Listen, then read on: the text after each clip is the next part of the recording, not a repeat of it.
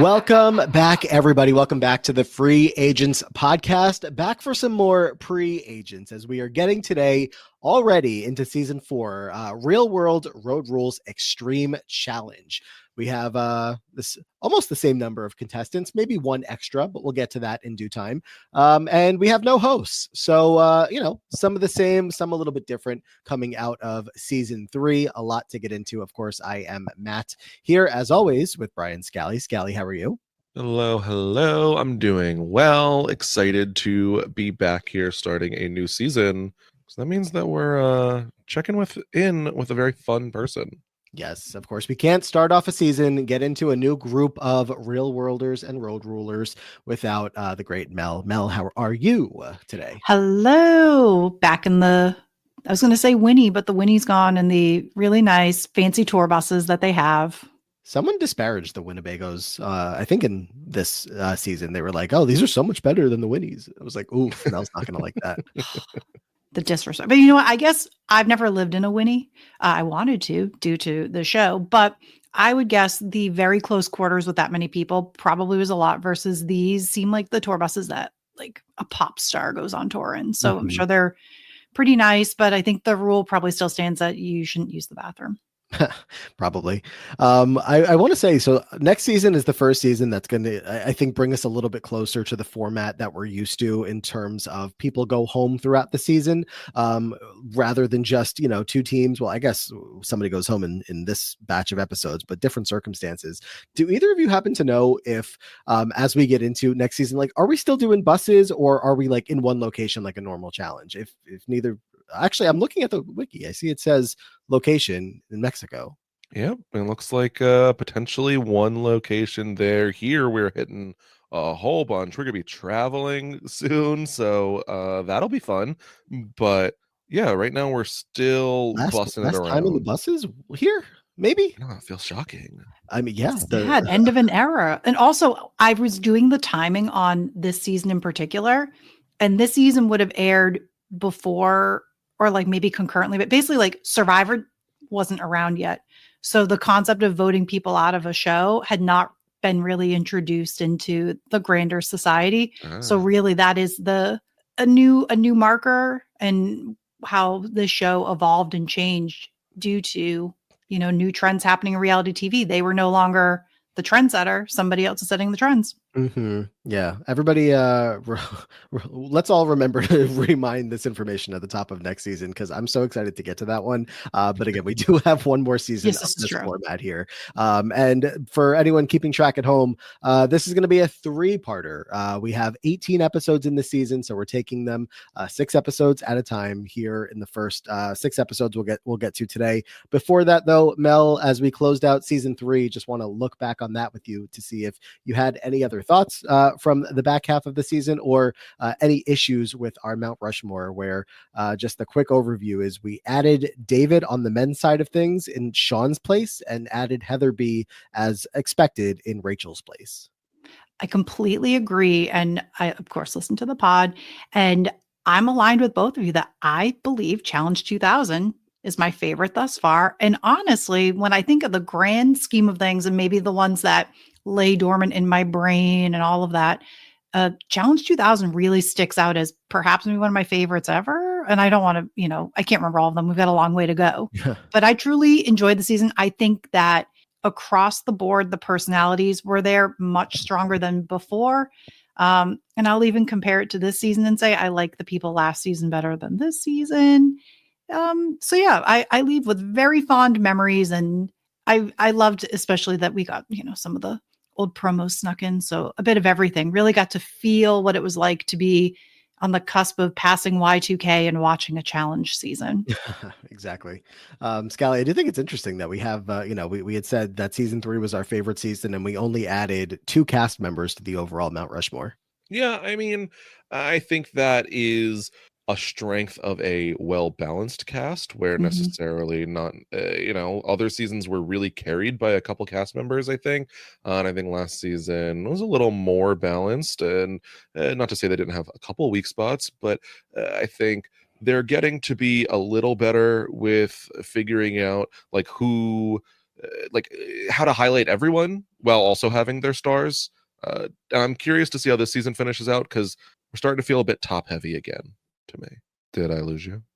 Feel like it's going to be some of these stories either really stretched out or some come later in the game. Some closed very quickly, as we, the breakdown of this being in 6 episode batches, so that we got to have episode 6 included in what we're going to talk about today, feels pretty fitting.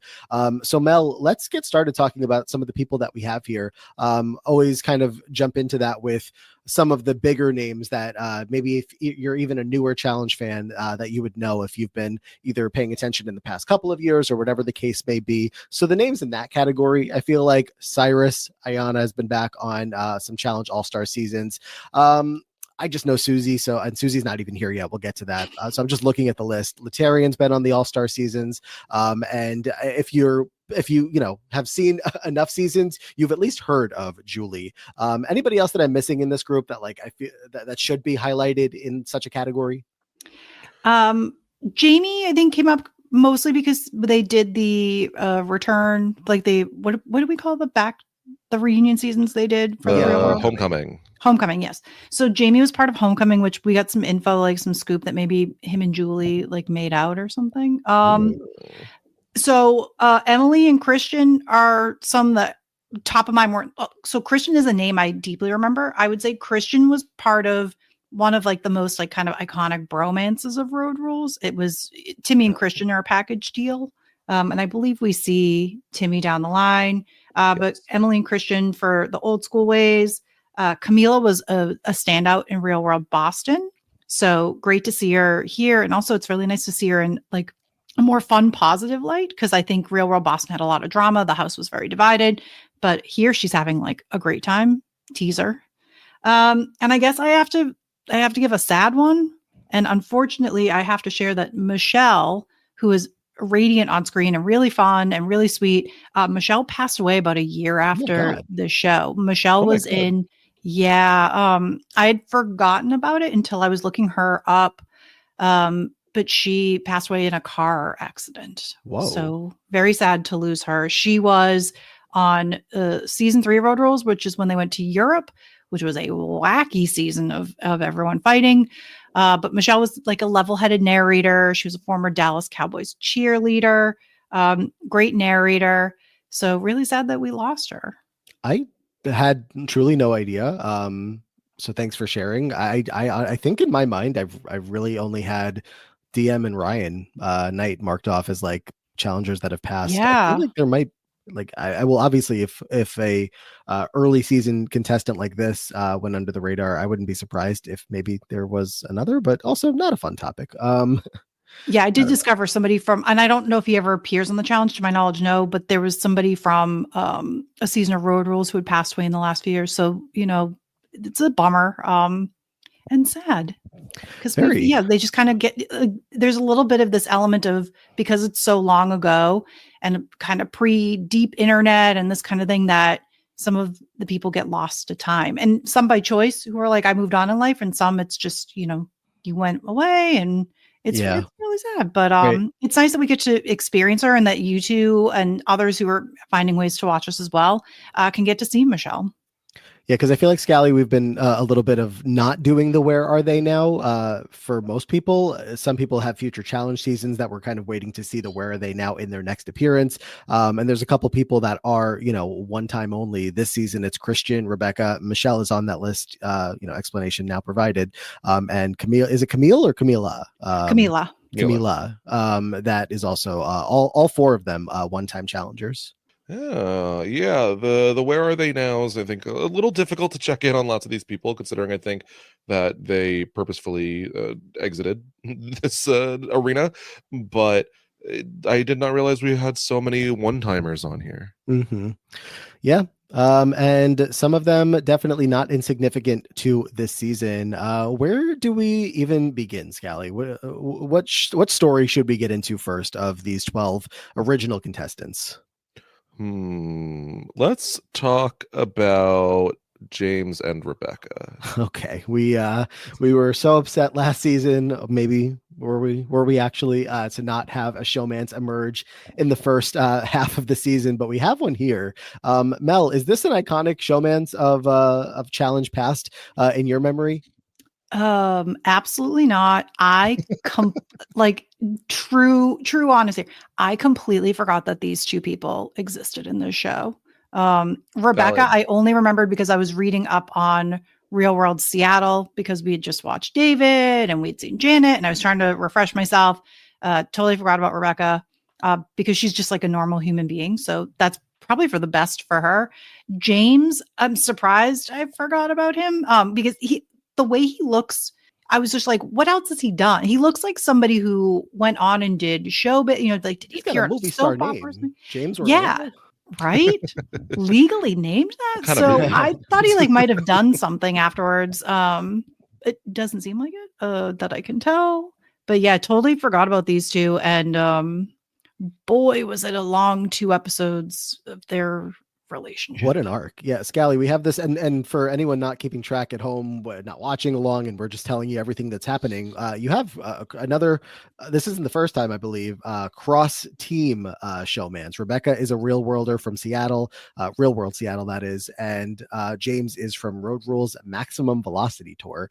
So they're not on the same team, but as far as the challenge is concerned, or as far as their time together is concerned, I'll say were, maybe still are, because things do get a little rocky.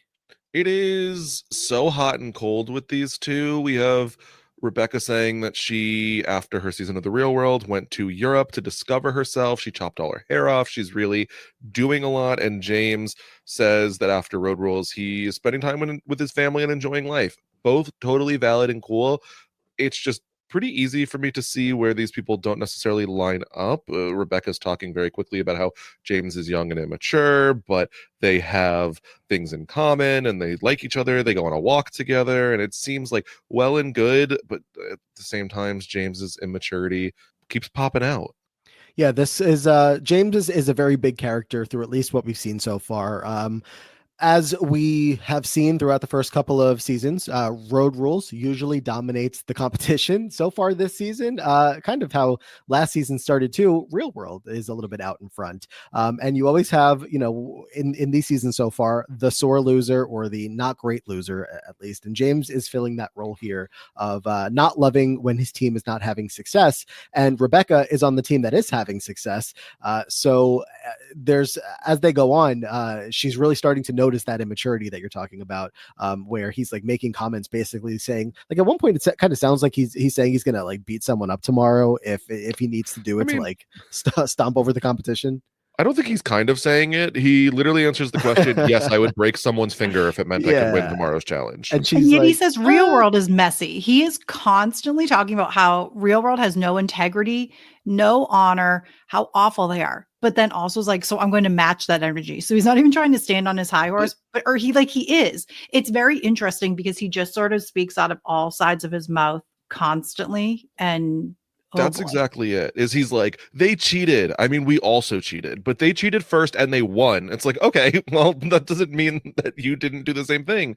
Where, like we said, he's like, we got some sneaky, like competitive players. All they care about is the money. And it's like, oh, literally the only storyline I have for you is how you are insanely competitive. And don't get me wrong, I can very much relate, but I'm not going to break people's fingers, or at least tell people I'm going to. So you don't give them the heads up. But no, he is just like chronically competitive. It is such a problem. And so where you're like, they don't play fair, but also I'll gouge someone's eyes out for the win. Like, let's reevaluate this. Right. Unfair. I also kind of want to bring Dan into this conversation, who at first I thought was Jamie. Trying to figure out the faces. Let me tell you, we're still, 4 seasons in, still not getting lower thirds with names. I'm still having They're a little better. I don't think so. Not in my book. They're only showing names. At the most names, no seasons. It is still. When they first entered, they gave a firm lower third, in their confessionals, like occasionally, but it does help. I know a fair number of these people from future seasons. I'm just like, it's in the first couple of episodes that you need to figure out who they are. And of course, by the time, you get a couple episodes in, I know, but in those first episodes, I'm pausing like every 5 minutes to like, see, like match it up with the face from the Wikipedia Wikia. But to bring Dan into this, who I was not sure, does seem like he is confirmed, I think, the first queer man to be competing on this show, or openly queer man, I should say. Oh, Is he the first?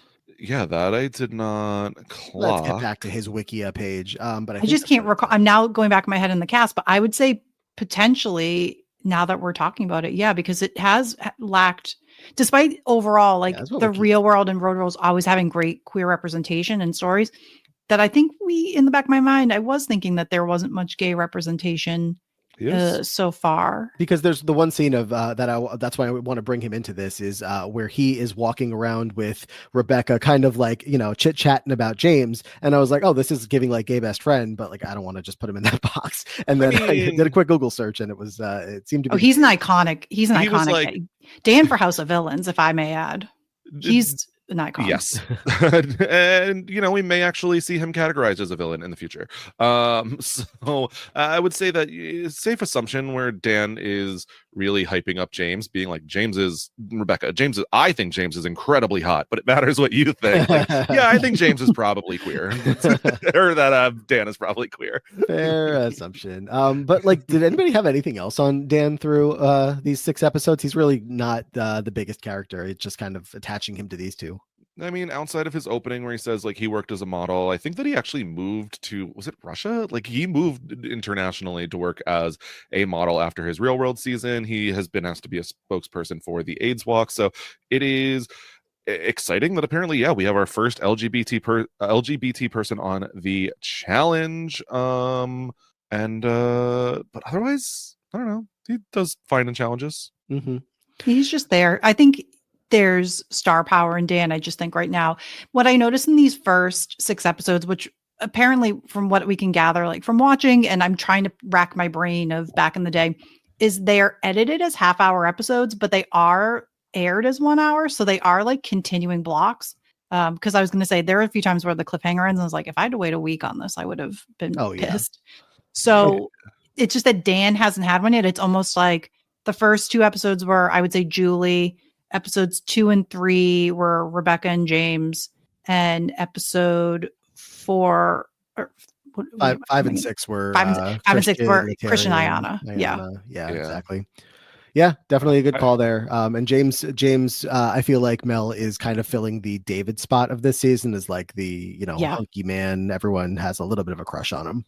I have indicated in my head, I was like, oh, it sounds like potentially he comes back because he's like on this show in just like slightly the wrong time, where we're still in that phase where we're here for the vibes. We're here, like, we're going to win some money, but like, we're going on a really cool trip. And then this show turns into the ultimate competition eventually. I'm genuinely shocked he has not returned for All Stars. And I don't know what any sort of reasons are, but just given how competitive he is, I feel like he, just like Susie was probably just like speed dialing producers constantly, be like, can I be on it? Can I be on it? Yeah. It's a good call. Yeah, where is he for All Stars? Unfortunately, James Orlando pulls up a whole bunch of results. So. It's very generic. As a person who loves having a generic name for search reasons, kudos to him. I don't know why I was just taking Scally's what he just said to mean like a specific type of results. It just sounds like that kind of name, That's when you said he looks like he went on to star in movies with that name. I said, it which could kind have of been movies? Yeah, exactly. That's actually a great point. And I keep my searches probably like a high level Google, but if anybody wants to go pretty deep, to just let us know any content. Not that we have to watch, but just we're curious. Let's switch gears a little bit here. Mel, you were talking about the 2-episode arc of one Julie Stouffer. I've never said her last name out loud. Me neither. I still don't know. Everybody knows I'm great with names. So Julie, her debut here, her origin story, she's going to have some more iconic moments as the challenge goes on over the years, one in particular. But her story begins here as far as the challenge is concerned. And I was definitely hooked from as she began telling it to us. Yep. So backstory is Julie went on Real World New Orleans the first time. I know there's a second New Orleans later. So Julie is a student at Brigham Young University, BYU, which is a Mormon college. She is Mormon. And by her going on the Real World, she was jeopardizing everything because it really violates their honor code system. If anyone's a Real Housewives of Salt Lake City fan, I'm sure you've heard a lot about it in modern years. So we obviously, like, that was a big part of her New Orleans experience. And now the show has aired. So she's continuing to feel the effects of what, like, the consequences are for her actions of being on the real world. Julie is such an interesting character in the challenge history. I mean, for anyone who did not watch her original Real World season, it is very much focused around, not entirely, but a large part of it, of Julie learning about the world, and specifically Julie learning race relations herself and like not knowing anything. And she says at points like, I feel like I was robbed of like education growing up. Like I feel like I was not exposed to the world and it feels so unfair, and why wasn't I? And her roommates in particular, Melissa, right, does a great job of having conversations with her throughout. And so Julie comes into this season with a much more open mind. And I think the thing is, like, Julie does a pretty decent job at like educating herself for this time. Now when she comes back on Homecoming, I don't know if she has continued that education to be up to 20 something standards, but Julie is an extremely interesting person. Yeah, she the first couple episodes, we'll get into the specific missions and what's going on there with the special guest star that I wasn't expecting. More on that in a little bit, but she is a big player in at least one of them, the water skiing. She ends up being, and let's, I guess, take another step back. Mel, there's MVPs this season and the Wheel of Good Stuff that I feel like you have been waiting for us to get to. Oh my gosh. And we also shout out to, when we were going to kick off what we were going to talk about first, I did want to say, of course, who is our season sponsor? And I don't know if we want to jump there, but I love the Wheel of Good Stuff. It is a prize wheel. I love a dated prize. Looking back on this and discovering prizes and what they are is my favorite pastime for any show, but especially here. There's something special happening here, especially because Julie wins, not to spoil, a Jeep prize package that does not include an actual Jeep vehicle, but just prizes associated with the Jeep brand. My mouth dropped when she's like, "Oh yeah, I'm getting a bunch of Jeep products." I was like, "It landed on Jeep, and you're not getting a car? That's crazy." I laughed so hard. This was one of those things that I hadn't remembered. There's actually a lot of this season that there's things I do remember, and there's a lot I suppressed. And some stuff I just forgot. And the wheel I forgot, and I am pleasantly surprised by it. It adds a nice element, especially because they introduce later that there are steal spots. So your prize is not locked in forever. Yeah. And Monster.com, the sponsor of the season. That's true. RIP trade. Yeah, how the MVP is decided feels a little arbitrary. I don't know if it's the producers deciding or the judges of the competition. It seems pretty spread out. It's just there's one or two times where it's like, yeah, and this person's the MVP. I'm like, sure, sure they are, whatever.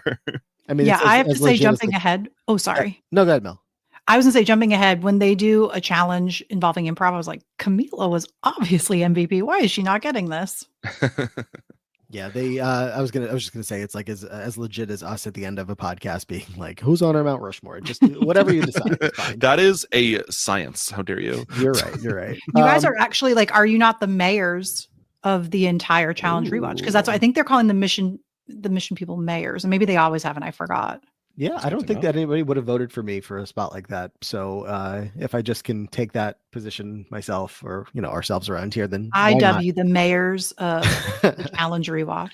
How scary. But yeah, so this mission, this water skiing mission, that's like, I think this is the third part of the overall outdoor missions. We'll get back to the other parts. But it involves water skiing behind a giant Monster.com blimp. And Julie gets a lot of highlight in the episodes because she is so afraid to do so, says she has no experience doing so, ends up being a part of what they do in like the final leg of it is take both teams, give two representatives to go out there and be the water skiers for for what is going to count the most, and it's Jamie and Julie that go out there and they get a better time than Emily and Christian. So Julie is a part of the team that helps them win. She ends up getting crowned the first MVP, gets the Jeep stuff like we were talking about. And around this whole episode, we're also, getting the story of, all of the time she's on this very tiny little cell phone, calling back home, trying to get in contact with BYU, trying to get in contact with her family. And the story does wrap up for her for now, with her learning that the school is taking action against her, suspending her for a year. And she is kind of showing that she's at peace with the decision a little bit. Her mom doesn't seem to be loving it, but she is like out here living her life on another season of the challenge. Scally, it feels like she is taking the opportunities presented to her and saying this is better than school. And, I can't be surprised at someone her age feeling that way. Yeah, it's like I'm of two minds with it. Sometimes with Julie, I feel like it's like, oh, well, you kick me out. Well, I don't want to be there anyway. Like, but at the same time, I do think that Julia's expressed, like, I've learned so much more here, like in the real world, no pun intended, than I did at school or growing up. Like, I learned more in 3 months than I did in 20 years of my life. Like, this is crazy. Why would I not like take every opportunity that's afforded to me? Because if Julie's not going on these shows, how often is she getting to like meet all of these people and travel around the world? So I think that once she finds out that she is going to be suspended for a year, it's like, okay, well, like I like the attitude of I'm going to not dwell on that and instead focus on the amazing opportunities I have in front of me. Mm-hmm. Yeah, I just, in general, Mel, she's like a pretty solid, so far, like team captain type of vibe for her team. Totally. Wait, Scally laughed at that. Why did Scally laugh at that so much? Because it would be really funny for me, knowing Julie. It's funny to think of her as like a stable force on a team. And, we're watching in sequential order. Team captain. She's very competitive. She is. I would say if there's going to be the female equivalent currently of James, and it's not on his level, but it is Julie who had something where it was when they did lose and she's like, we just didn't go in full force. And it was like, oh, it was for when they eventually do the rollerblading. It was like, you guys were not winning this ever. Like, don't worry about, like, it had nothing to do with anyone. Like, nobody was gonna be able to ace that in a day. And she was kind of blaming everybody when it was just like, listen, you got the bad end of a draw. Yeah. But she's hyper competitive. I would say she's less extreme than what we know she'll eventually be, probably. Mm-hmm. But I do think she's a little calculated at times, if I must say. The way Julie delivers things. I'm definitely expecting a lot more Julie over the next, however many episodes. Yeah. I'm looking at the confessional chart. I don't think either of you, I don't know how much you're constantly looking at it. But she's high up there. So I feel like, by no means are we done with Julie's story. If anything, just kind of getting started. So. But do we want to circle back to the first parts of this first mission, the first couple of episodes, where Scally have a special guest host?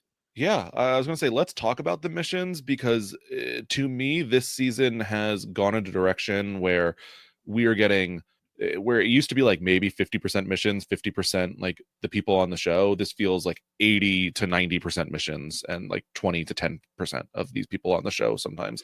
And so as if we don't have enough time with these people already. We're also bringing in a lot of notable figures, in this one being Ramona from Survivor Borneo. I forgot. I screamed. Because first of all, put her on Survivor 50. Second of all, what is going on? Why is Ramona here? It's just so funny with the timing of this. I was listening long drive today. I was listening to and when I say long drive, I wanted to emphasize that I had the speed slowed down a little bit on this podcast, taking in the podcast a little bit more than maybe I normally do. Listening to Rob interview Jerry Manthe this past week from the Survivor episode, and they were talking about at the time frame of Jerry being on Survivor, how it was like the first couple seasons of Survivor people, and then the Real Worlders that were like the big exciting reality stars of the time. So very fitting to then also be watching Ramona be highlighted in such a big way here on this season. Hosting 3 episodes worth of challenges. Of course, they're short episodes, but there's just an outdoor element to it, Mel, where for each portion of this challenge, the winning team gets to go over to the yacht and sleep on the nice yacht and have some nice food and massages, and the losing team, they're kind of presenting it as if goes to play Survivor for a night. It was a nice little incentive. What a cameo. I guess I have my timing off then, because I think I before said they were probably airing concurrently, but it was probably that it was just shortly after and then aired. So interesting to see the evolution of this and to be able to incorporate someone. I guess it was probably even before contracts and everything, a real surprise. And was anyone else like hoping that maybe the captain on that yacht was going to be Captain Lee from Below Deck, and then we really had our minds blown? I would have been truly floored, I gotta say. Yeah, because we have to note some other cameos coming up, which we will get to, that again I screamed at my TV. Same. Well, my laptop, because we're not watching these on TV. Yeah. The challenges, Scally, as you were talking about, trying to like see what the differences and whatever differences and similarities are. I feel like they're getting very formulaic is one note that I had of like almost like what modern drag race is, of like, exactly what challenges you're going to get. We have bungee jumping already. We have a comedy challenge already. It's just like roller derby, if that's the name of the sport. A lot of things that we've seen before. And I would be surprised if the rest of the season doesn't follow that track. Yeah, we took the derby out, but we're still roller skating. Cannot wait. I cannot wait to talk about that. Oh boy. I would say, yeah, they're kind of like running out of ideas a little bit, but it also is just like, oh, you guys like this part? Let's make it even bigger, and we're going to make it multiple parts. And for me, like, I don't know, I just give them one thing so that they win their $20,000. I don't need to watch them do a ropes course and a like a bungee jump and like, what do you mean I bungee jump and I don't necessarily get any money for it? Yeah, they had two different challenges at the beginning here. Ring of Fire, which was bungee jumping into a ring of fire in the water, but you also had to hold little plastic balls in your hand, and whoever had the most when they finished the jump were the winners. And original Deflategate here, which is crazy. Yes. Look at you with the sports reference. I know. That one made its way to me. The world team deflates all their balls. I guess they just stab a hole in it of some sort. And I think they're like ball pit balls that aren't very sturdy to begin with. Yeah. That was my guess. Yeah, obviously pissing Team Real World off. Road Rules off right away because they didn't think of it first, and it wasn't disallowed. So there's that. And then we also have Scally. We're talking about the rope courses where everyone's carrying water balloons as they complete, in the trees rope courses. And then the other team also has the option to fire water balloons at them. I would say maybe 3 water balloons hit people. Yeah, these never matter that much, where it's like, oh, you can shoot them with a water gun, you can shoot them with a paint gun, you can throw water balloons or water soaked balls. Like, okay, well, I guess I'm just basically not competing in this challenge. Yeah, there was not a whole lot to take in there. I was able to watch those episodes on a little faster speed as we didn't have a whole lot happening with the two teams competing there. But it does, they go back and forth. Real World wins first, then Road Rules, then Real World. But Real World are the ultimate winners. And as we talked about, Julie gets the MVP. And to take it back to the beginning of the episode, go ahead. I would like to ask some experienced wakeboarders, particularly if you have any experience wakeboarding behind a blimp. What controls the speed that you're going besides the speed of the blimp? It feels like they just choose who wins here. Did you like how they were like, oh, and if anything goes too crazy, the blimp will disconnect from you. We don't want you getting whipped around by a giant blimp. I think it was on you. I think you have to let go because we don't want you to just go into the air with the blimp. Like, yeah, I'm not going to choose like, oh, I'm 30 feet above the water, like still hanging on. No, thank you. Let's add, I don't know what the count of them were at this point. So like the year 2000 when they filmed this. Right? Was that because this would air in 2001? Mm-hmm. There, at least now in modern times, there's only 25 blimps in the entire world. Whoa. That's one of my favorite trivia facts. That is crazy. One of them, well, obviously this is years ago. I used to go to a lot of Islanders games as a kid, and there was a blimp in the arena that would fly around in between periods. And it was just like hypnotizing. Wow. Owning a blimp must be so lucrative because I swear I see 7 at all times at every sports game. So like, are they all based in New York is my first question. That's a good possibility. But the more you know about blimps, it's Mel's finding new ways to introduce information to us that we never would have known otherwise. Yeah, we're very obsessed with blimps over here. Yeah. Love it. You won't learn this at BYU. Back to the beginning of the episode when again there's no hosts. Mel, you were talking about some different cameos that we're going to get. A lot of people, a lot of former Real World or Road Rollers are just going to give us a little bit of a voice memo essentially to pass on a note. But interesting that the captain of the boat just drops off a briefcase of cash. Very typical. How many times are we seeing this throughout these early seasons? And they take off on the beginning of the competition. We love a suitcase full of cash, a clear suitcase of cash. And they also got their first clue. And instead of host being like an overall one person, The clues this season are coming from different alumni of Real World and Road Rules. And so far it seems attached to the cast members' seasons. Yeah, I love the it'll say like the first one came from Theo, which I assume is Theo Von, right? Theo Von, indeed. Theo Von. He Maximum Velocity Tour, which we discussed this briefly before, but for the internet out there, in doing my research to, follow up on people I forgot, like James, I found out that Maximum Velocity Tour is the only season of any of this that has been lost to time. It is not out there. Nobody has it. Wow. So good luck. No. Well, Theo Von has a lot of pull these days, so maybe he had something to do with that. Yeah, okay. Yeah, because Theo Von is doing less embarrassing things now than he did on Road Rules, sure. Hey, I don't know. If you think I know a damn thing about what he's doing today, besides the fact that he's doing things. The only thing I remember about Theo's Road Rules run before he gets to like the challenge is I remember his storyline being, because I'd never heard of this until him, because that's how we learned about people and stuff in life. He was he was like an emancipated minor, so yes. He had like left his family. So I'd never really heard of that, or maybe I heard about it like on the soap before, but had never experienced that. So that's what I remember for Theo's time on Road Rules. I'm just reading his Wikipedia page right now, and I'm going to close it out. You should. It's funny because most of these people have like no Wikipedia. Like the challenge vintage Wikipedia is like 2 lines of somebody be like, "Oh, they do this on their season," and then they're never seen from again. It is so hard to remember some of these folks. Mm-hmm. But yeah, so I was just gonna also say I love how they present it. Like it said like Theo from RR9. I'm like, is that how they used to announce the season names? They kind of did, which is annoying because they all had subtitle names. Right. They all have names like Maximum Velocity Tour. Like that's more interesting than RR9, but whatever. Do we want to also, while we're talking a couple missions here, talk about the next one, Fisherman's Wharf, where we have some lobster eating, some greasy poles and all that stuff, Scally? Yeah, we got the fisherman games. We got some lobster eating, in which this is very even between 6 team members. Real World eats 29 lobsters and Road Rules each 28. I would kill it in this challenge. Really?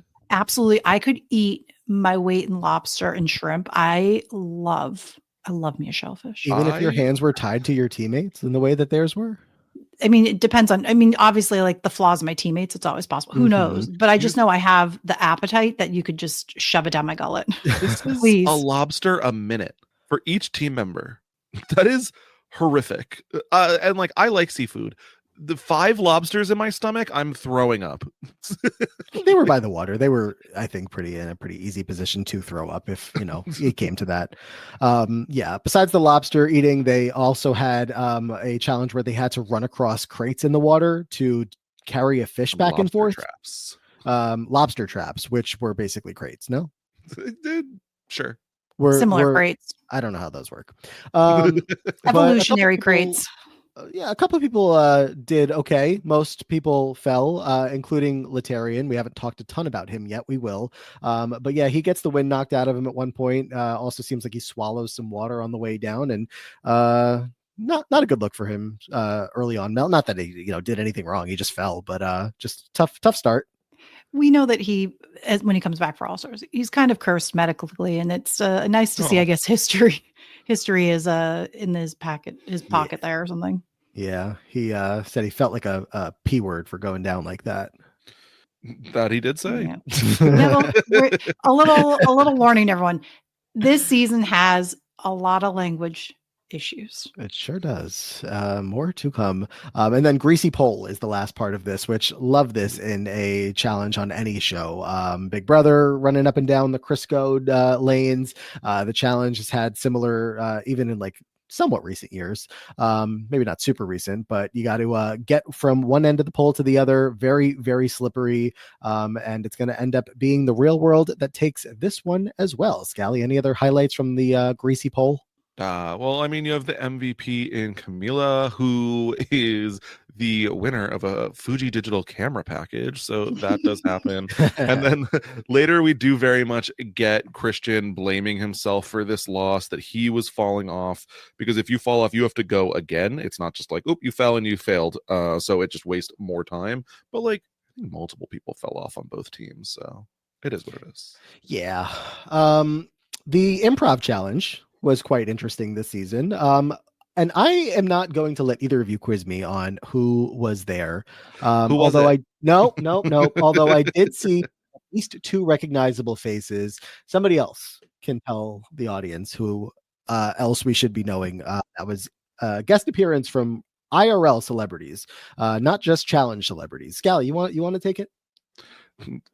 So you don't even know the two? You're not quizzing me. I'm not getting it wrong, even though I know the answers.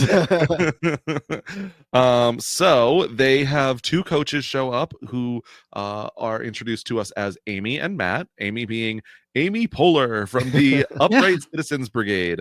So Amy Poehler is there, and Matt, who I did a little research. I think it's Matt Besser. That's Matt Besser. He and Amy Poehler, and then two others who I do not believe were there.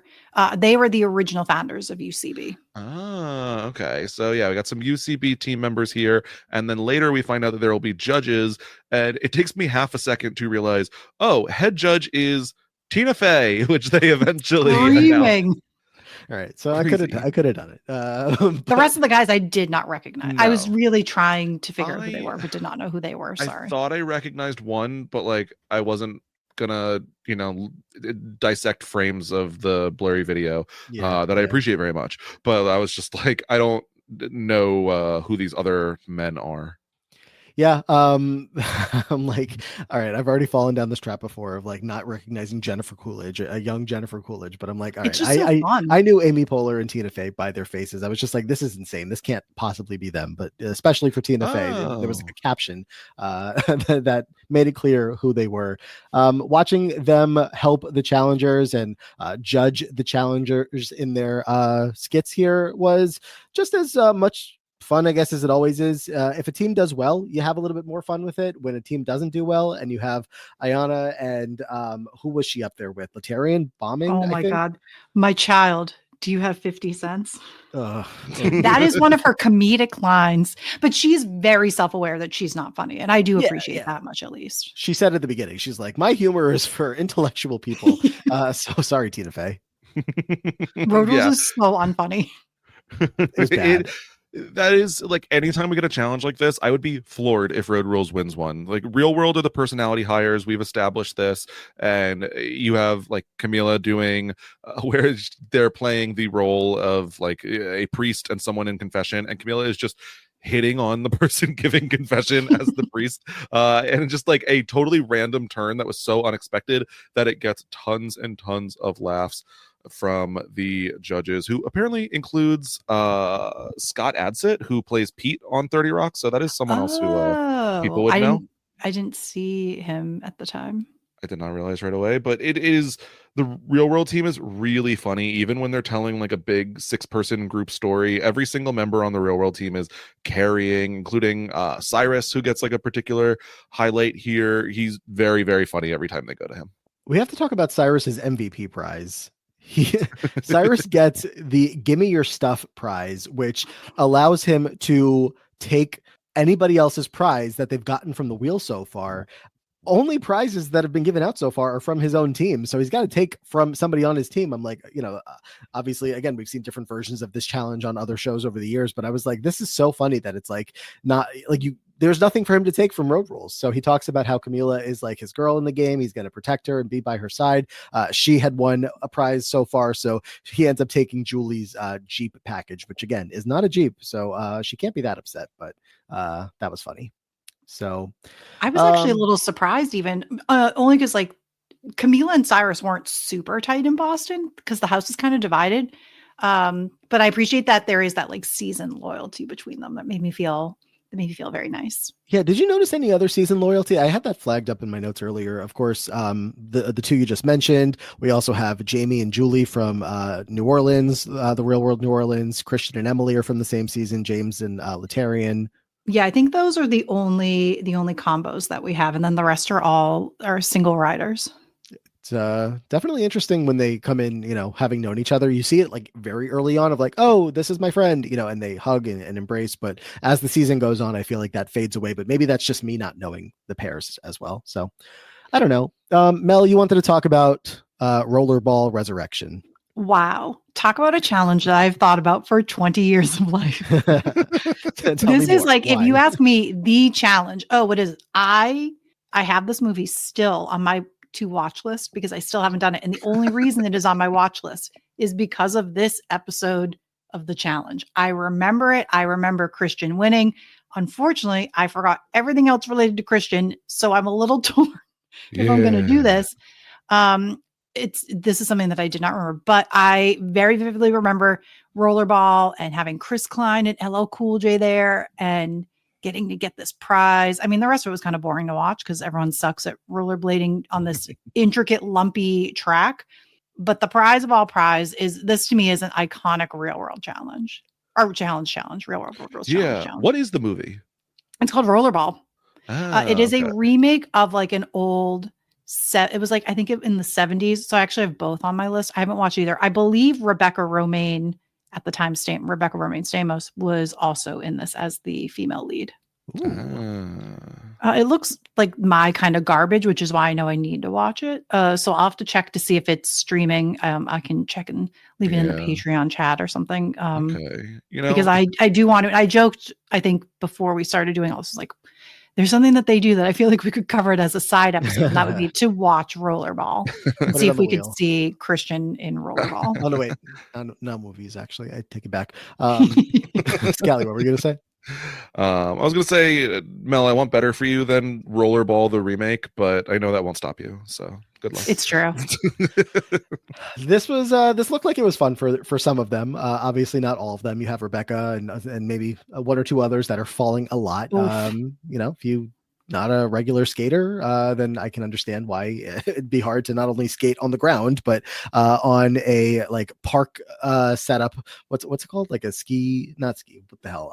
It's like a skate park kind of thing. Yeah, that's what I was. But like a little more. Like, I feel like skate parks have like a lot more flats and stuff. It was just like a lot of rolling cement hills. Yeah, they were being like pulled around. Yeah, they called it a course. It's like combos of ramps and rails and bowls. That you would. It's kind of like an X Games course. Yeah, you're asking like the wrong trio about athletic ability. Well, little do you know. No, I'm kidding. Yeah, Scally's hobby on the weekend is to put on his rollerblades and get hold like basically like water skiing on the back of a motorcycle is what they were doing. So really got that. No wonder it's called skitching, actually. I learned from Tony Hawk Underground. Surely he has a guest appearance on the challenge at some point, right? I'm shocked he has not shown up. I can't remember. It's crazy. But yeah, so they are going to be doing some flips and tricks, and they have some like legit like races and drills that they're doing on like day 2 of this challenge. Day 1 was like kind of getting a feel of the facility, learning how to do a little bit of basics, and then the next day they actually like have to go to work, and they have a stunt coordinator that's kind of organizing them, and it ends up being the same kind of thing, right? Where they have to pick like a representative to be the final one to go and for all the marbles in the challenge. It ends up being Jamie for the real world and Christian for road rules, where Christian is going to be more successful, get more points in whatever they needed to do, to like skate up and hit the button over there. And road rules actually does get a mission win in these portions, this portion of episodes.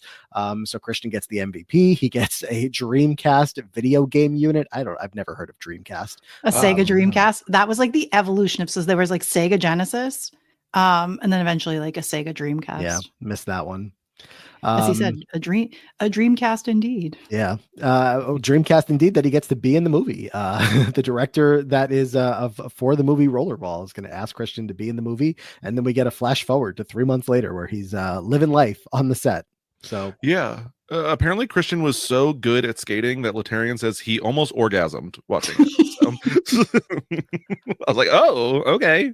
Laterrian, who also, what does he say at some point to Christian? I mean, we're about to get into some of this stuff, but like he tells, is that actually maybe what I'm thinking of? I feel like he said something like being around you is like such a different experience or something like that. And I've never said that to a guy before. So at first we get, I mean, this really just this is a real messy scenario that is happening in that van. It's a lot. So at first we get a little bit of Christian and Laterrian are not really getting along. that this is not my favorite person here. And then like one episode later, it's like, I've never met anyone like you, and you're one of my favorite people. And like basically like you're a beautiful soul. Like, oh, okay. This was a huge change up. But Laterrian and Christian have really been bonding, and he's so glad that he met him. But Christian is also, I believe, he's English second language, right? And Yes. is from Norway. Maybe even third is what Camila says. Yeah. Oh, that's okay. Yeah, that's fair. So he is not necessarily knowing of everything, and so he does make a racist comment in episode 5, to which Laterrian quickly checks him and is like, hey, this is why that is inappropriate. Definitely, like, no. And he's like, I don't know why that would be offensive. I don't mean it to be offensive. He's like, well, it is. I'm explaining to you why. Don't say it in front of like Cyrus, Camila, anybody else, but like I'm going to like help you and educate you on this. Yeah, and at that point, it seems like things are okay because they're having some disagreements at time to time, like you were saying, and just like at a certain point, they have a conversation. There's a scene of the two of them on the bus together of like, oh wow, we're learning a lot from each other, and Laterrian is like enjoying being around him. Feels like maybe he's misjudged him at a certain point, but you know, unfortunately, things are not going to stay that calm as we get into, unless I'm skipping over anything, as we get into episode 6. It's a very quick transition into something happened, and they take the entire episode 6, no missions, to tell us the story of what happened, to wind back a little bit, get other people's perspectives on what's going on. And Mel, I don't know, like we'll get into some of the details of what happened as much as we want to like touch on them and whatnot. But what do you think about like the storytelling of this from production standpoint? One thing that I will give credit to here is that in modern times, we are always hearing rumors that things like this happen and there's no action. And it's just like rumors. And obviously that maybe a lot of times it's because it hasn't led to someone being fully ejected for what turns out to be violence. But I appreciate that the show told the full story of what occurred. And it wasn't just like Ayana's gone for something that happened and it's all up to conjecture and all this kind of stuff, because we've dealt with that for a long time, for years, with Modern Challenge. Oh, I heard so-and-so said this and they got an altercation. I heard they don't want to insure this person. Like there's a lot of, rumors. So on a storytelling level, I appreciate it. I don't know if I can judge how great it is. I think it's always interesting when they have cameras and don't. I'm surprised they don't have like surveillance cameras and stuff, but I guess at the time technology wasn't that savvy. Right. And it seems like a lot of this stuff happens when the challengers happens or allegedly happens when the challengers know the camera's not on the bus, last season and this season.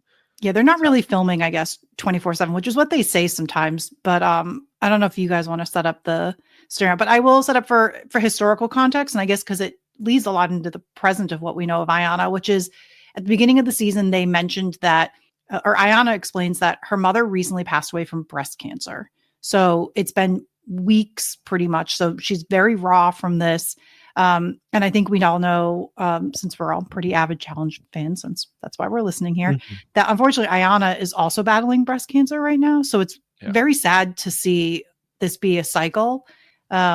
So it's interesting to watch because that's what, All Stars for me has always been about, is checking in with people at another phase of their life, but heartbreaking as well. Mm-hmm. Yeah. So with that setup, of course, we see that Ayana's been going through a lot. It seems like she has a couple of friends out here that she's been kind of bonding with. And specifically, there's a scene of 24 hours, I guess, prior to all of what going down. We see Ayana outside talking to Christian. They are on the same team and they're just, having a bonding moment where she's just letting him in a little bit more about what she went through with everything with her mom, how she feels like this trip for her is a little bit of an escape from that. But of course, as soon as she gets back, she goes right back to real life, and Christian's comforting her, hugging her. And it seems like she's really appreciative of all of that. Cut ahead to a night out goes down. Sean from her season, I believe, right, Mel? Yeah, they're in the Boston area. They briefly cut. I think they had a text overlay kind of thing, very briefly are in the Boston area. So Sean from her season is a Boston resident, and he comes to visit her. Yeah, he comes to visit her, and it seems like this is like they have a good connection, just knowing each other and whatnot. But unfortunately, the rest of the night doesn't play out very well. There's I don't know. Is it allegations, or is it like confirmed that this stuff happened? Again, like we don't have the footage.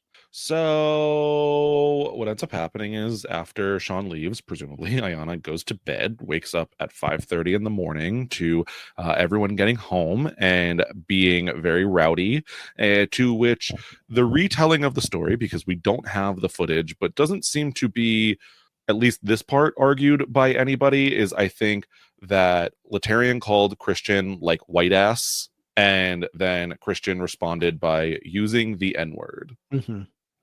And so I think last season we talked about how it felt like we were getting segments of conversations and not really just outright saying things. This time we know. And we don't get like, Christian, did you say this? And he says yes or no, but there is no arguing about it as far as the episode is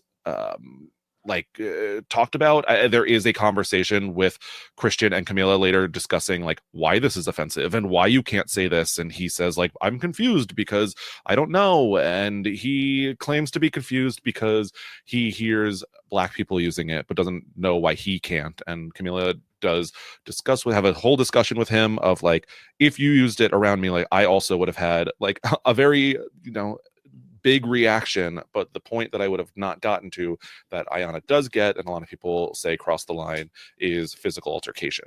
So that is the part that is like not 100%. Yeah, we don't know what the actions are in particular. Yes. I think that they said the words they're used is hit, push, kick is just what people say. We don't fully know. I think Christian feels really guilty about it. So he's saying that she never hit him. Others are saying she did. So there is a lot of, we don't really know what went down because it wasn't there. We didn't see it. Everyone's seeing it from their own point of view. So we'll never fully know what occurs in there. So yeah, the cameras are not there. They don't get to see it. Both Ayanna and Christian say that she did not hit him. He's like, yeah, maybe like pushed, backed into me, but you have James, Michelle, and Emily all saying like, no, she hit him.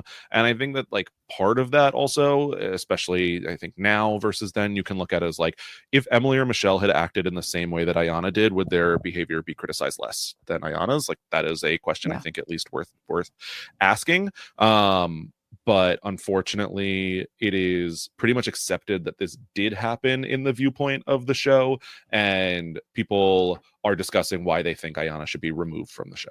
Right, which also got like on top of this already being uncomfortable for a lot of these people that are involved. Camila having to take the burden of explaining all of this to Christian and whatnot. But you have Emily and Michelle, two white women, very strongly kind of like advocating against Ayanna and saying, and kind of like also she's bringing down the team vibe. She's kind of like the outlier in our group here. And it's like, it's hard to not feel like some of that influence was coming into like them advocating for, something should happen here, which, we're spending the entire episode 6 kind of wondering. I mean, look, if you know the results now, you're not wondering, but in real time, they're wondering what's going to happen. Is Ayanna going to be taken out of the show, kicked off? I mean, there's a no tolerance policy for violence back then, just as there is now. And a lot going on in this episode is raw footage of a producer talking to Ayanna in the confessional room, talking about like, what do you think we should do? Like, what would you do if you were us? And it seems like they're even giving Ayanna a chance. Like, if you can fix this somehow, maybe we can try to work it out, but like, we can't just let you go back there without any kind of resolution. And of course, we ultimately end up seeing a producer come by and say, Ayanna, I'm sorry, but we have no other option. We have to send you home. We can't have anyone think that that violence is allowed. We say no violence, we mean no violence, and we have to just call it a day here or a season here. And she, I don't know, it didn't seem like she didn't understand the decision. When she was talking to them in the confessional room again, she was like not wanting to say, yeah, you should probably send me home, because why would she say that, I guess. But she's going through, as we talked about earlier, everything she's going through of like real life at home is not fun right now at all. And so this was supposed to be that escape, this break in like a little bit of a time away from all of that. And this guy comes up, says this, upsets her. And the way that she reacts is the way that she reacts. And it's a snowball of like things are turning into a very unfortunate situation. We ultimately end up seeing, I think it was Julie and Camila that walk her to, kind of go with her to the hotel room that she's going to be at that night before ultimately she is going to be leaving the show. But yeah, there's a lot going on here. She obviously wasn't in the best headspace. I also wanted to throw in that we probably, or I should say very hopefully, if this was happening today and should have happened then, that Christian should have been out of there too. Right. Yep. Yeah. But that's not the case. Yeah. And I think there's a couple things here. I think that Julie's reaction is interesting also, where she's like, no, this is not happening. You're not going. We're going to refuse this. And I think that Ayana's, what she says here is also like very relevant, where she's like, I'm not going to be the person who is sitting on the bus while producers say we're not starting anything until you have to leave, and like that's part of this narrative, like that's not going to happen. I'm not going to be that person. Like I'm just going to go. And I think there is discussion from the producers of like, Ayana said that she would do the same thing again if she had the same situation. And you have Emily and Michelle being like, she didn't acknowledge what she did was wrong. What's to stop her from doing this again? And I think that part of it is like, if Ayana says like, I was like, did do too much and did, like, the story gets even further exaggerated probably, and by like denying that and not letting them have that story in full, like it protects kind of a little bit of where this can go as a reflection on her, but also as a reflection on Black women. So I think that it's just like there's different perspectives coloring why they look at it this way, and I think that people don't really have all of the tools at this moment.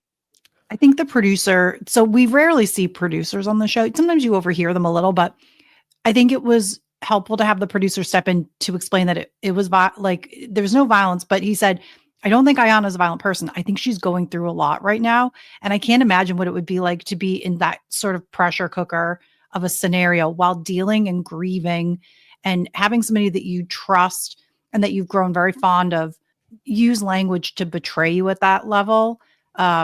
Whatever cultural, difference he, says that he has or doesn't understand, like, she's just dealing with so much. And I'm glad that we know that she returns to the show, and that she's not, kicked off forever and anything, that she'll get another shot on this show. Yeah, hopefully in a better headspace and whatnot. Right. But again, what I was saying, I just, Christian definitely should have been gone too. If the worst that happens to him is he gets kicked off early from a show like this, but definitely production wasn't thinking that way of, the words that you use can be just as powerful as, your actions of hitting somebody. That's certainly something that comes probably a lot later for especially this show. We're going to see it as the years go on, but a lot later. And the final scene between these two, Christian and Ayana, is also just a tough watch because, I don't know, it kind of seems like Christian feels bad that all of this happened, doesn't know what to say to her, and he wants to talk to her. But like just his presence around her, she's like, basically like, you're the reason this is all happening and I'm getting kicked off and whatnot. So just like, get out of my face. She says that it seems like he's rubbing it in. That's not exactly what was going on. It just was, she shouldn't have been around him. He shouldn't have been around her. They needed to not be around each other in the heat of what was going on. And who knows? I imagine this gets talked about at the reunion, which there is of this season. So we'll see if that comes up and where we go from there. But yeah, Ayana is going to be leaving. She has an interesting line. I don't know, maybe a little bit of like light humor in Not a Light Time, where she kind of realizes the group of names that she's entering of other people that have been kicked off of the franchise of Real World or Road Rules. So she like names a couple other people. But yeah, then she's going to be gone here, Scally. Yeah, she talks about how maybe like the purpose of all of this, where she thought it was to get like a vacation. This was her escape. This was where she could like get lost in the show, was maybe instead that she's being forced to confront with what's going on inside of her right now, that she obviously has a lot of feelings and has a lot of grief. And maybe this is telling her, like, actually, you need to confront this rather than running away from it. So I think that that is a good place for her to be leaving the show. But yeah, I'm curious to see how she is on her next appearance. And I'm curious to see, Mel, what things look like for the next rest of the season with Christian and Laterrian both still there. Just Camila, who was talking to Christian a lot and saying, you can come to me if you have other questions. Again, she shouldn't have to be the person that helps Christian through this, but it's obviously very kind of her to be doing so. So just the fact that he is still there, still plenty of season to go to see how the rest of this plays out. For sure. I really did not remember this part of the season at all. I don't even think I remember that Ayanna was kicked off the challenge, or if she was, I think maybe I thought it was a different season and not this one. I feel like this season, I pretty much only remember rollerball. So take that with my memories as you will. I did feel like before even this episode anyways, that I did feel starting in like episode 1, the vibe and energy of this season felt different anyways, that I wasn't super keen on it in comparison, and not to like tarnish the rest of the season or anything, because I don't remember it. But I did feel like this one felt different in a way. And it was a real bummer to watch it and see that like how bad this franchise always has had these issues, and that it's not something that is evolved, and society not evolving. Like it's a lot disheartening. Yeah, definitely a different tone of what we, I don't know, just have watched so far through these 6 episodes. Like you said, I also haven't, have no memory of what comes next. We'll see if there's any shift in tone. But, seemed like some of them were having fun before all of this happened. We'll see if they can get back to that at all. And I agree with you, Scally. Excited to see, Ayanna's next appearance in, I think it's 2 seasons. We'll see her again. So that will come in due time. Scally, do you have anything else from these 6 episodes that we haven't gotten to yet? I'm curious from Mel. I don't know. Do you have any thoughts on where we'll end up this season? Who do you think are the current stars? You said you forgot quite a bit of it, but are you seeing any early contenders for Mount Rushmore? I feel like it's hard to think if someone will crack the Mount Rushmore, because I don't know if we're there. Oh, I'm going to tell you one person will. Yeah, I feel like, and not one particular person, but Jason's got to go. Jason's got to get off of this thing. Oh yeah, I mean, yeah, true. You are, yeah. I would say so far from 6 episodes, who could be up there? I do feel like James is probably a very large driving force of this season. No matter opinion of whether we like or dislike, he seems to really be driving it. He's very competitive, and I could say the same about Julie. I think Rebecca's been on a lot, but I can't imagine she deserves the spot up there. She's just a very nice person. She's fine. This would be her only time to do so. A one-time challenger. But I guarantee it won't happen. Not everyone has to hit the Mount Rushmore. Well, yeah, exactly. Else, the Mount Rushmore for the season, maybe we'll see if James and Rebecca story carries them through to that point. But and we also mentioned her at the top, and we'll mention her again here. The replacement coming in for Ayanna, which I don't know if anyone's surprised that they had a replacement ready to go after. Yes, 6 that's episodes. very common. So Road Rules and Real World always had a backup ready to go. So usually so obviously this is not the first time someone's been kicked off the show. So in Real World, sometimes they would have like roommate auditions. So I would assume it's a few alternates for the show, and they got to interview them and choose.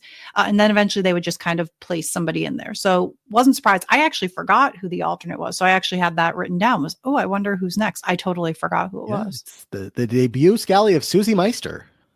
I know, it's so wild. A third blonde woman for the Road Rules team. How will I ever tell any of them apart? Because I got to tell you, I know that you had issues with like Jason and Neil. Michelle and Emily are the same person in my brain right now. I have no idea which one is which. Michelle used to be Auburn too. I remember really as a kid, because I think you kind of just saw a lot of like blondes and brunettes on TV when she had her hair color being kind of like a unique Auburn-y chestnut. I was like, oh, look at that.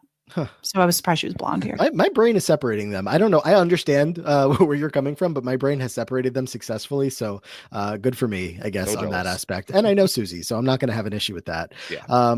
Personal close friend who's in my ears all the time. There you go. But it's interesting, though. I will say to have to add Susie and then looking at who else is there. It's interesting to have so many of the same archetype on the show. Because Susie was like the naive 18-year-old. That's Julie. Emily was that on her season of Road Rules.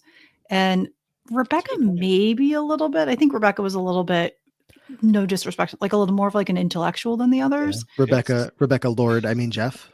Sorry. It's so funny. I feel like Rebecca is like 22 or 23 at the time of filming here. And she's like, oh, James, he's so young. Well, I think he's 21.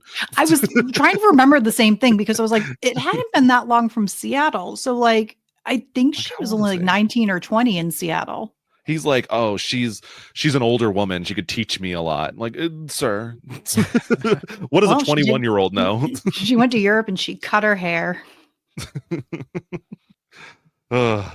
Mel, anything else in your notes for these 6 episodes? No, nothing else. I'm intrigued as usual where it's going to go, see what memories come up, debating if I want to watch Rollerball or not. Really don't know what to think anymore. I do feel like my mind is shuffled because I forgot the suppressed memory of the season, and it's a bummer. Yeah. It is. But that's the series, I'll say. That's, if there's one word I could always say about the challenge, it's kind of a bummer. Definite moments. yeah, not overall, but like there's a fair amount of that, or maybe bummer to have some disappointment. Well, I have a few words, but one of them often is disappointment. And it could take a lot of things you could think about for disappointment. Mm-hmm. And, much like the Road Rules team so far this season, disappointment is abound. But we'll see if the Road Rules team can turn it around with the addition of their new teammate, Susie, in the next couple of episodes. Again, 2 more parts coming at you. We're going to go through the next 6 episodes and then the final 6 episodes, which will include a reunion special, as long as we can get our hands on it, which we are hoping to be able to do so. So that will be coming in due time. But in the meantime, Mel, where can people find you? Remind anyone who has not already followed you and shared all their thoughts with you about these challenge seasons. You can follow me at Mel Got Served everywhere. Make sure you say hi so I know you're coming here from the pod. There we go. Make sure you're all looking for Mel and don't look for her. Just follow her on social media. Follow me. If you want to look for me, that's a little too creepy. Yeah. But do that and then find me on all socials at Matt Liguori. Check out the Diary Room podcast. If you like looking back into challenge history or Big Brother history as much as you do challenge history, that's what Aman and I are doing. We're going through every player in North American Big Brother history in a bracket style competition on the Diary Room podcast. So make sure to check that out, plus everything that we have going on over here on patreon.com/The Free Agents Podcast for our bonus episodes every week in real time. If you're listening to this again in real time, we just did a Survivor 50 fantasy cast, a wish list of who we are hoping to see on season 50. Very much hoping that is the exact cast that we get, but if not, we'll figure it out. We'll be okay. So all the bonus pods, we do one every single week, exist over on Patreon. Plus you can get all of these episodes ad free, which is a great perk if you ask me. Scally, what else is going on for you or anything I'm forgetting? I got to guest over on Silent Podcast with Gia talking about this week's episode of Survivor. It might be the last week's episode by the point that you're listening to this, but that's okay. It's still fun. Go listen. And then otherwise, I'm on Twitter at Brian_Scally, at Blue Sky at Brian Scally with all the other stuff, and Twitch at twitch.tv/bscally. There we go. All right. We'll be back very soon with part 2 of the Real World Road Rules Extreme Challenge. If you are watching along or just listening along, let us know what you think, either on social media or if you're a patron hanging out with us in the patron group chat, let us know there, anywhere you want to reach us. But until next time, take care, and we hope to see you all in the future.